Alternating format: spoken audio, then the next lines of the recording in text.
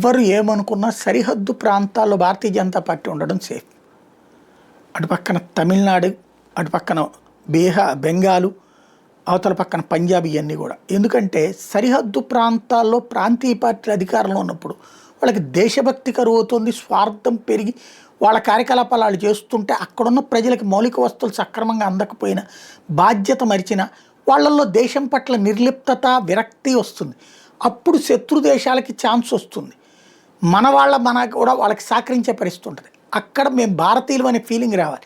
ఈశాన్య రాష్ట్రాల్లో ఇప్పుడు ఆ ఫీలింగ్ తీసుకురావడంలో సక్సెస్ అయ్యింది మోడీ సర్కార్. భారతీయ జనతా పార్టీ ఈశాన్య రాష్ట్రాలు 7 సిస్టర్స్ కాదు, 8 అష్టలక్ష్ములు అని పిలవండి అని కూడా చెప్పుకొచ్చారు. అష్టలక్ష్ముల్లో బీజేపీ విజయం ఒక ఎత్తు, బెంగాల్లో బీజేపీ విజయం మరొక ఎత్తు. ఇంకా కావాల్సింది సరిహద్దు ప్రాంతాలన్నింటిలో కూడా విజయం అవసరం.